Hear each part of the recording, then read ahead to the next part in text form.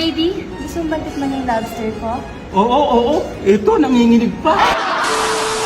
Mga boss, eto na siguro yung pinakamalaki at malusog malala dahil nakakalula nga sa laki itong giant lobster na aming natikman dito sa Cabanatuan. Pinuntahan nga namin itong bagong branch ng nag-iisang seafood house dito sa Nueva Ecija na mayroong koratsa, iba't ibang variety ng lobster at ang trending pa rin na tampal puke. Bali, ito nga yung second branch ng sobrang patok na crab and bites na matatagpuan lang natin sa Canto Tinio, Kapitan Pepe, Cabanatuan City, Nueva Ecija. Katabi nga lang pala ito ng podium at malapit lang din sa naunang branch nila. At dito nga sa bagong branch nila ay mas malaki at mas maganda na ang lakas ng maka-Japan-Japan at maka-Baguio feels dahil bukod sa napakalamig sa loob dahil din dito sa Torii Gate nila. At ayun, pagpasok nga namin dito bumungod sa amin yung kanilang mas pinalaki at mas pinagandang pwesto. Nakilala at dinarayo nga ang kainan ito dahil sa kanilang malalaki, matataba at buhay na mga crabs. Malaki na!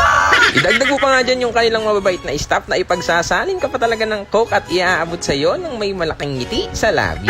At eto nga, isinurve na rin yung aming mga pagkain dito. Grabe, ang ganda ng ngiti ni Butiki. Bali, yung kinain nga namin dito, yung bagong bundle ay nila, meron na yung chicken alapang, sinigang na hipon, crispy pata, at meron ding napaka-cheesing baked scallops, meron ding tampal puke, meron na rin yung rice at coke, at syempre yung nakakalula sa laki at nakakatakam na lobster.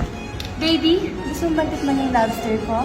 Oo. Ito, nanginginig pa. At ang una ko na agad tinikman dito, itong maladambuhala sa laking lobster nila. Ngayon lang ako nakakita at makakatikim nito. Grabe ang laki mga bossing. At biniya ko nga muna yung ulo at katawan mga bossing. Tignan nyo yung laman nitong ulo. Ang dami. At pinukpo ko na nga rin yung pinaka-shell nitong laman ng lobster mga bossing. At bumungad sa akin itong napakalaki, gagabrasong laman nitong bamboo lobster. Wow, ang solid. At kumurot na nga ako dito ng kaprasong laman nitong lobster. Yung pinakalaman nito may pagkakahawig sa karne ng baboy, unang kagat.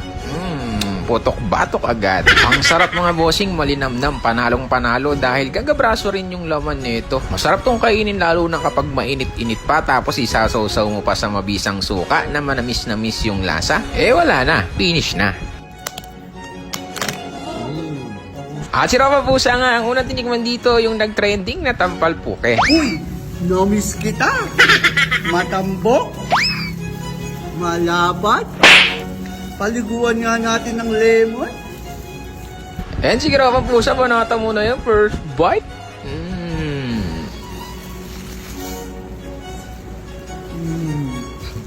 Mananam na. At si Rafa Butiki naman, ang unang tinikman dito yung chicken alapang at dinagit na nga agad yung hita. Uy, sige Butiki, panata mo first bite.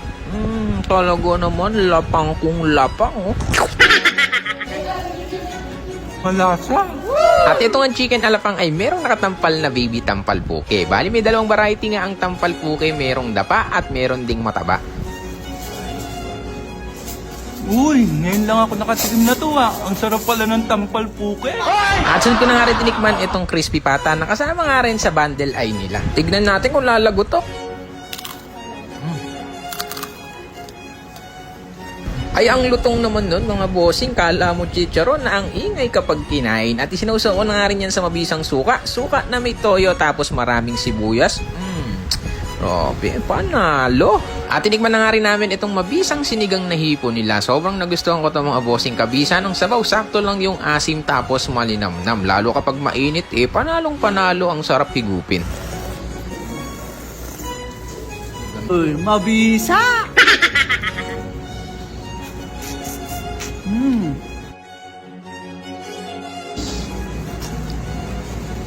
Sarap!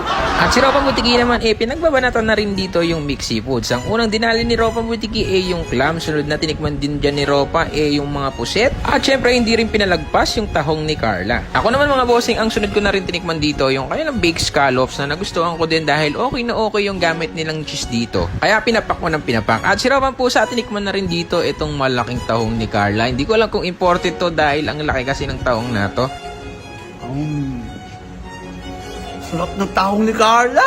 At ang pinakuli ko nang binanatan dito mga bossing, itong crabs. Ito yung nagpasikat dito sa crab and bite. May tatlong klase nga to, merong bakla, babae at lalaki. Pero karaniwan nga sa mga crabs nila dito babae. Kung may masalit mong lalaki na walang ganong aligi, madalang na madalang yun. Tingnan nyo yung nakuha kong crab na to mga bossing. Ang ganda ng kasa, ang daming aligi. At tikman muna natin, konting aligi muna. Talaga naman, kailangan ko ata ng losartan. At ayun na nga mga bossing, para sa amin, panalo pa rin dito sa may Crab and Bites. Walang pagbabago yung masarap na Cajun sauce nila. Kaya hindi nakakapagtaka kung bakit sobrang patok at dinadayo sila. At nakawag nyo ang palampasin dahil ngayong September 8 ang opening ng second branch nila. Naka 50% off sila, kaya sugod na. Yun lang, bira na mga bossing.